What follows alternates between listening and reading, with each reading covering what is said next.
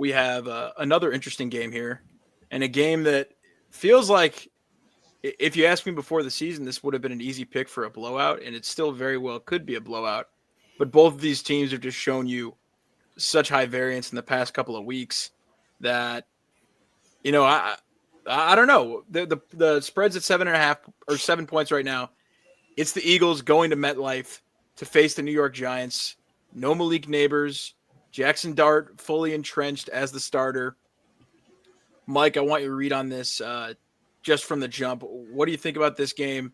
And do you expect the Eagles to roll Jackson Dart and the Giants in this one?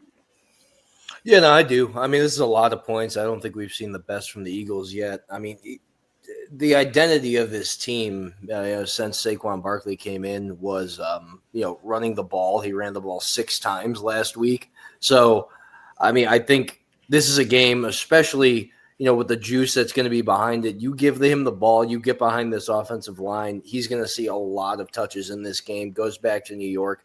I think they find a way to win this game. I think the Giants are obviously better on defense. We've been talking about that defensive line. Abdul Carter has 0 sacks to this point in the year. Now, one thing where I think it might get a little hairy is I got concerns about the superpower of this Eagles team has been dominating the line of scrimmage over these past 2-3 years.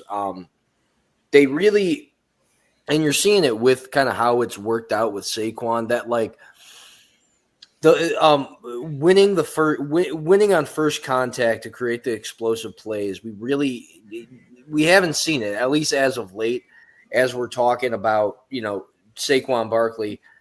The one thing that I think they're doing that I think the public hates that is also working for them is they are not listening at all to these wide receivers about how much they want the ball.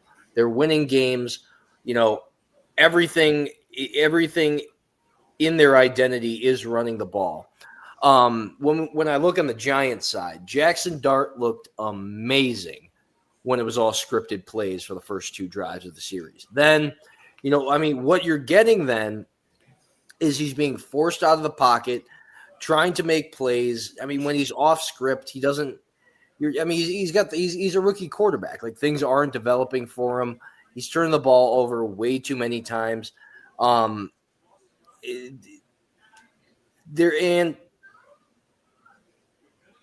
you can't get no sacks against a rookie quarterback like the Giants did last week. Put them up against what I think is going to be a time of possession game. I think, who knows how the Eagles are going to score their points. I mean, A.J. Brown had one good game, then comes back down to earth and really, doesn't do anything, but they still remain, they still play well.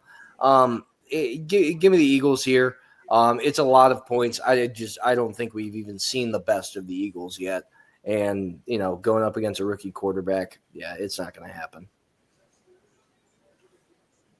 Yeah, I mean, I think that you can go ahead, Turtle, after this, but I think another thing to point out is that if there was ever a get-right game, a get-right opportunity for this Eagles squad, and specifically to get their run game back on track and really commit to what they do well and revitalize Saquon Barkley, it would be against the Giants in this run defense.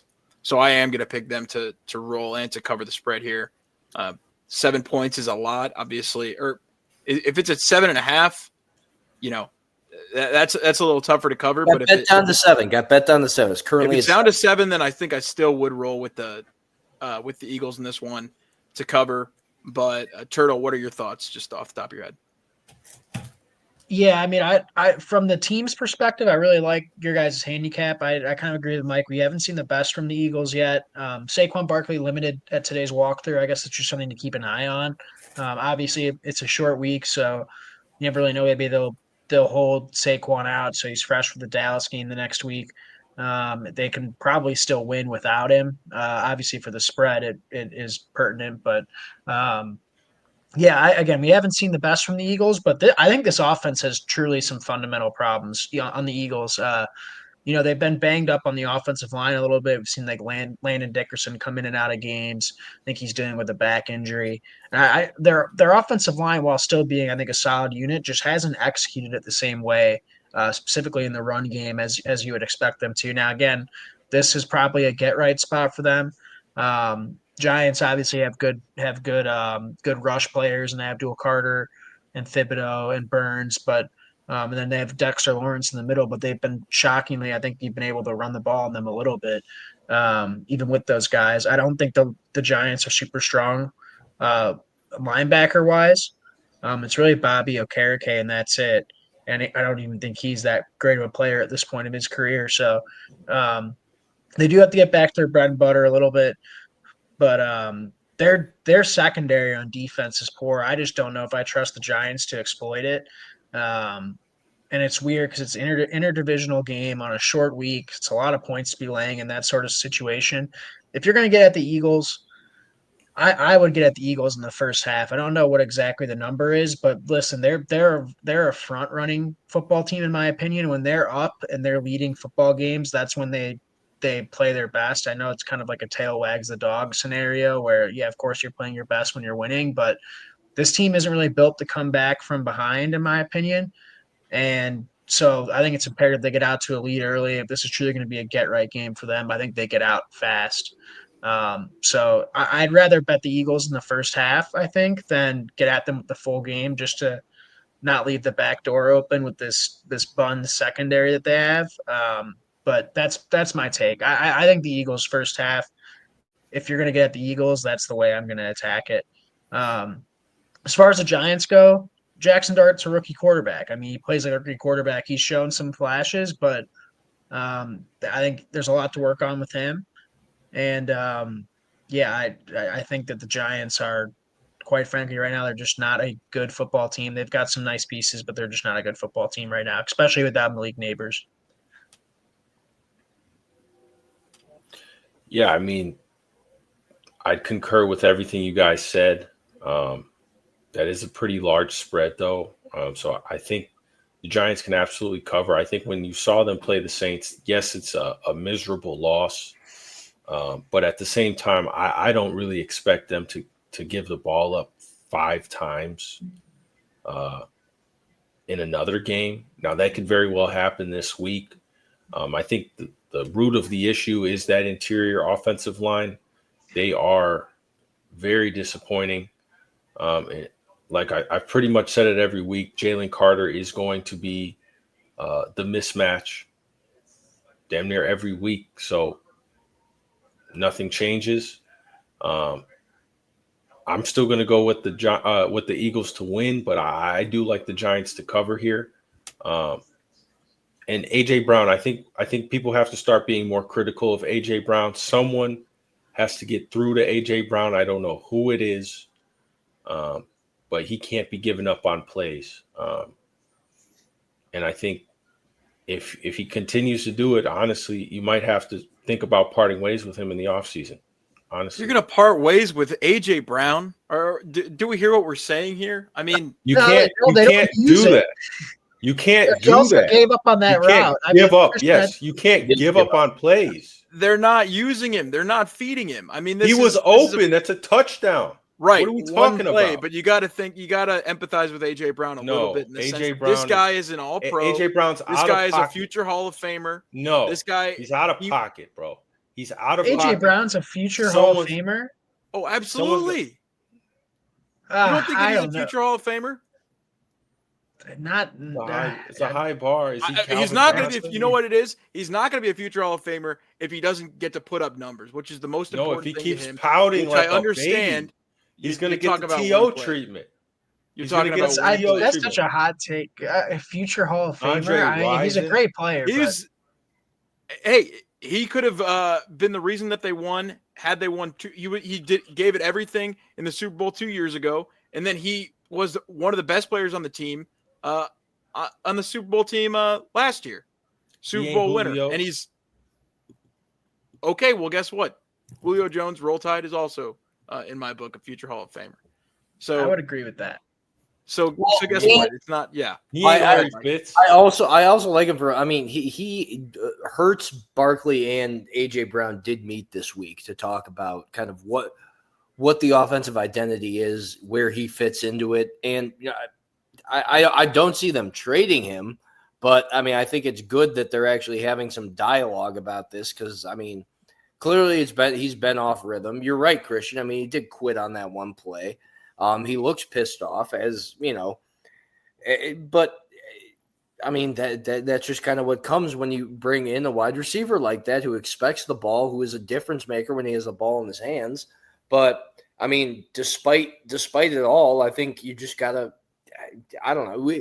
We say this, but we're not the ones trying to go out there and make our living trying to catch the ball. So, we'll see with that. But all I'm saying is he's getting the ball. Like, you could be mad about the route concepts.